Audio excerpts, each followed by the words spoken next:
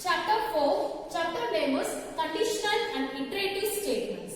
In this chapter, we are going to see the topic Program Logic Development Tools. Okay, let us discuss about this topic. Before we are going to discuss about this topic, first I will ask some question. For what purpose we are using program? For what purpose we are writing program? You are having any idea? Okay, I will tell. For solving a given problem. For solving a given problem, we are for finding the solution for a particular problem, we are writing some program. Okay. Before we are writing a program, for finding the solution for that problem, first we should read and describe the steps of that problem. So what are all the steps we need to solve that given problem? Okay. After that only we have to write the program. Okay. So here algorithm is a way to solve a given problem step by step manner. Okay. So algorithm will help you to describe the steps for the given problem. Okay, student, see. First one is what? Algorithm. So, what is meant by that algorithm? That is a step-by-step process. Step-by-step process. That is procedure to solve a given problem. To solve a given problem. Step-by-step process to solve a given problem. Okay.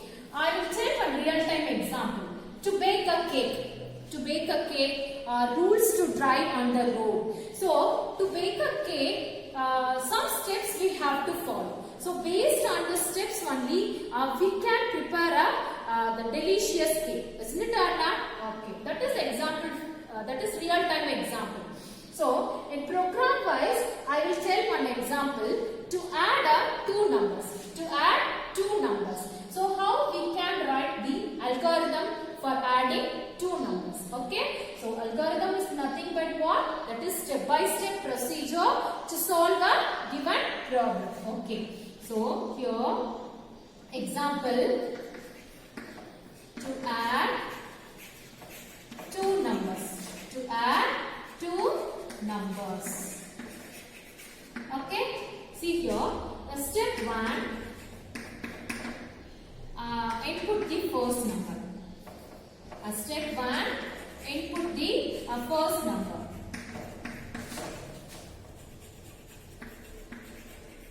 Then step 2, input the second number.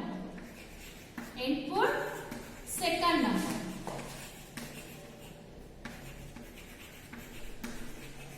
Then third step is add a first number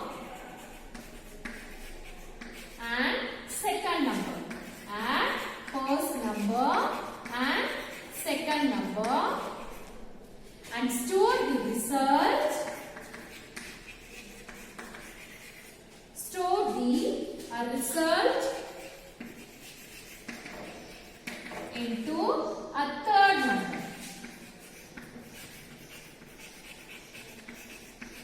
Okay. See here, input the first number. That is, here we are giving the value to the variable A.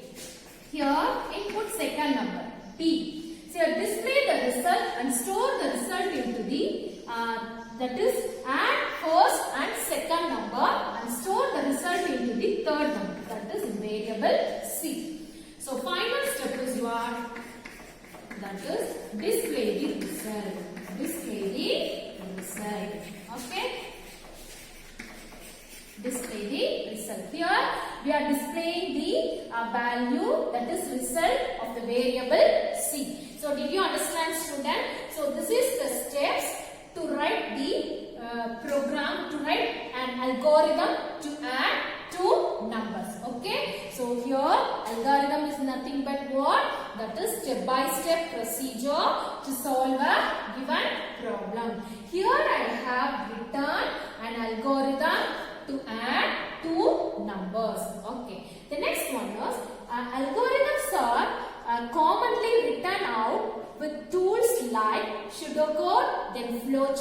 then decision tree and tables. Let us see one by one, student. Okay. So, our first one is flowchart. Having any idea about flowchart? So, a flowchart is nothing but that is the graphical representation of an algorithm. Graphical representation of an algorithm. Flowchart means what? Graphical representation of an algorithm. So, commonly we are using some symbols in flowchart. So, what is meant by flowchart? A graphical representation of an algorithm. Some symbols we are using in this flowchart. So, what are the symbols? Let us see. The first one is terminator. The first one is what? Terminator.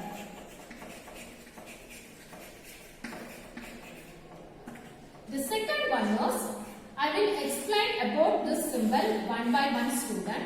The second one is process. Second one is what? Process.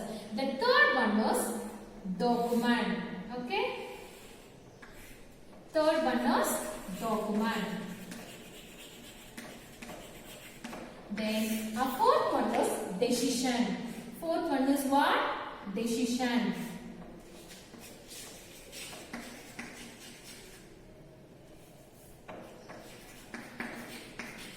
Then fifth one is data.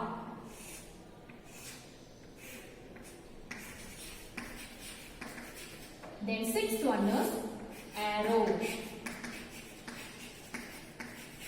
Then at last one is sub-process. Last one is what?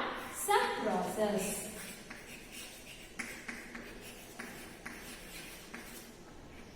Okay. See, let us see one by one. Our first one is terminator. What is meant by? For what purpose we are using terminator in flowchart? That is, it represents the starting and ending point of the system. Starting and ending point of the system. Okay. Next one is rectangle box.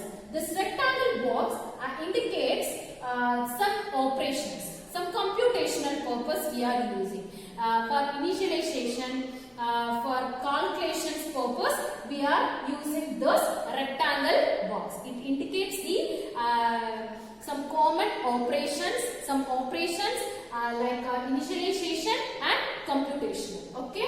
The next one is document. Here it represents the that is the rectangle box with waves like this. Rectangle box with waves like this represents the document or report. Represents the document or report. The next one is decision. Here the diamond box indicates the decision or branching point. Decision or branching point.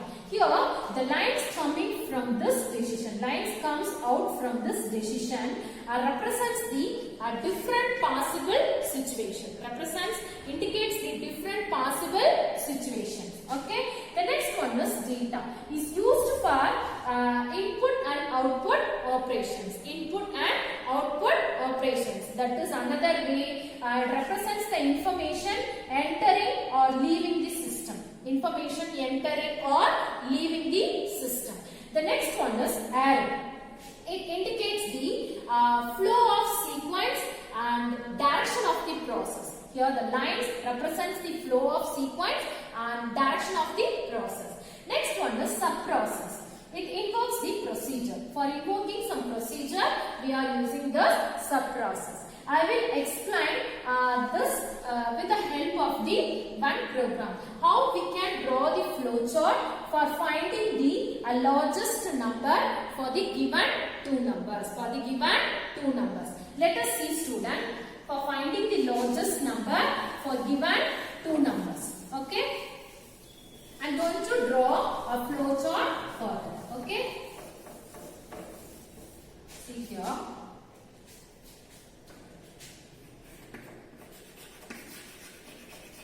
Finding the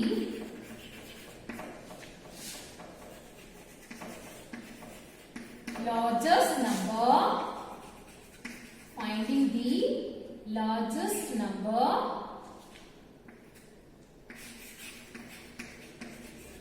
for given two numbers. Okay.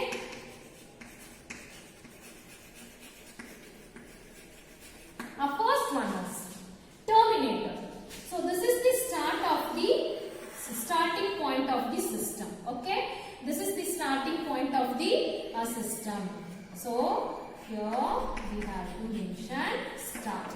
The next one was input first and second number. Input first and second number. Okay. So input F1, F2. Okay.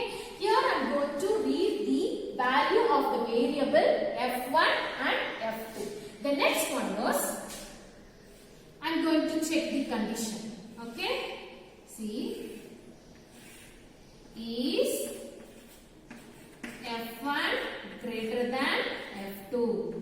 F1 greater than F2. So a line comes out from this decision represents the some possible situation. So what is this? If the condition is true, what will happen? So display F1 is big. Okay. Then if the condition is false, so what will happen? Display F2 is big. Display F2 is big. Okay. This is no and this is yes. We have to mention the arrow. So at last, stop. So in both situations, the control will move at the end of the process. See here, student, I have drawn the flow chart for the program finding the largest number for given two numbers. Okay, this is a start and stop. Both are terminator to represent the starting and ending point of the system. Okay. The next one is here by using the keyboard we are getting the value of the variable F1 and F2. For example, I am reading the value to the variable F1 5. F2 is 6. Okay. Next, here I am checking the condition. So the conditions are represented in the diamond box. That is the decision. 5 greater than 6. 5 greater than 6. What will happen? Condition is false. So the control will move here. That is display F2 is big. For example, F1. Here I am giving F1 value is 15. So I am checking. 15 greater than 6. Condition is what? True. So what will happen? It moves here. Okay. So condition is true means the F1 is big is displayed. So whatever it may be, whether the condition is true or false, the control will reach at the end of the process. Did you understand, student?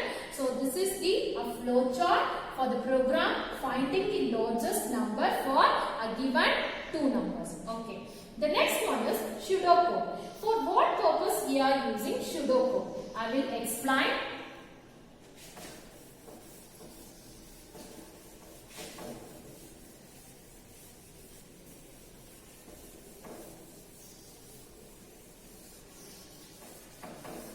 Here, a pseudocode, it is an artificial or informal language.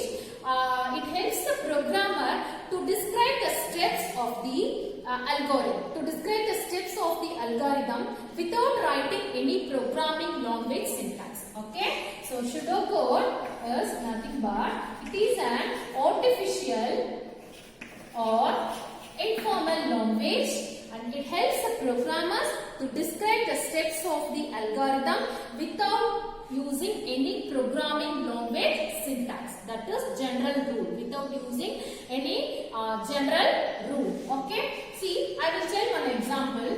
If A is greater than B. If the condition is true, display A is big. Else, display B is big. Okay. Here I did not use any programming language syntax. Okay. And also it is a text-based detailed design tool. It is a text-based detailed design tool. Did you understand, student? Okay, what is meant by pseudocode? It is an artificial or informal language. It helps the programmers to describe the steps of an algorithm without using any programming language syntax. Okay. The next one is decision tree. Next one is what? Decision tree. What is meant by decision tree? It is a flow chart like a tree structure or a hierarchical structure. It is a way of presenting rules. Based on the hierarchical rules, some possible outcomes are predicated. Some possible outcomes are predicated. So what is meant by decision tree? It is a flow chart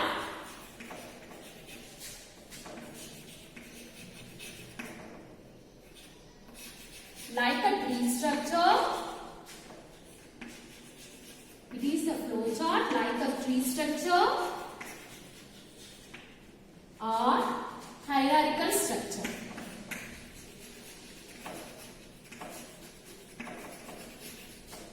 Hierarchical structure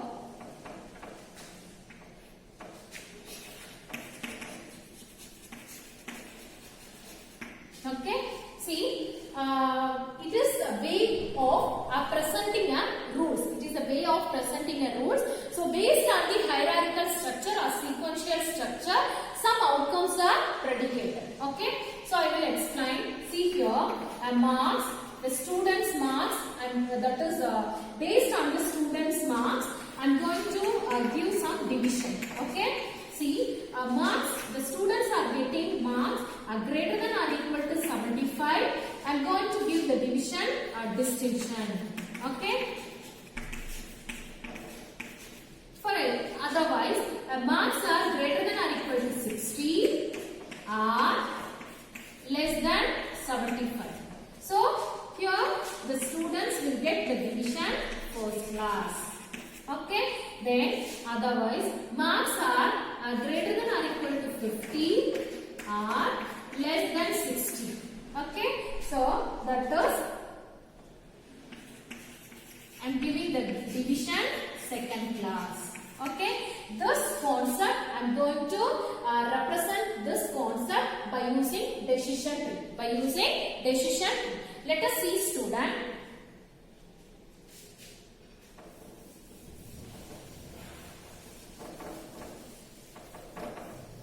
I will erase this one because I am not having space.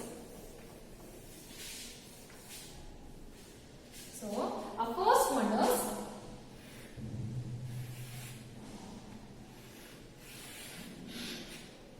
marks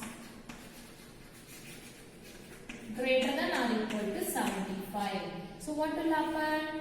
Here, I am giving the division, that is distinction. Did you understand, student? Distinction. Okay. If the condition is true. Okay. Suppose, if it is not, here I am checking marks greater than or equal to 60 or less than 75. So, here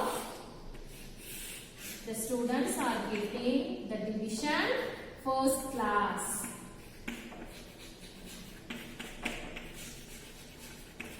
If it is not, so the next one is marks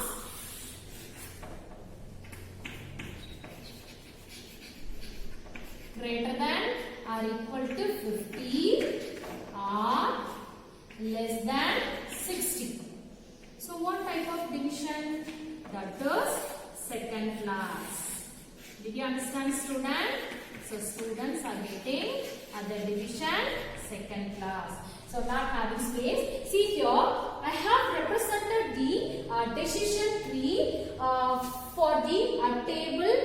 Before I represented the table, know that marks and division for the tabular column. I have written, that is, I have represented decision tree. So here, based on this hierarchical structure, some possible outcomes are predicated. Some outcomes are predicated. Okay. So what are all the topics, what are all the concepts we have seen today? The topic is program logic development tools. Before we are writing the program for finding the solution for the given problem, first we should read and describe the steps. What are all the steps we need to solve the given problem? Okay, first we have to decide the task and subtask. Okay, so here an algorithm is a way to solve a given problem. What does mean by algorithm? That is a step-by-step procedure. Step-by-step procedure to solve a given problem. Okay. These algorithms are commonly written out with the tools like pseudocode, then flowchart, then decision tree or tables. Okay. You know, what does mean by flowchart? That is a graphical representation of an algorithm. Some symbols we are used in flowchart. So what are the symbols?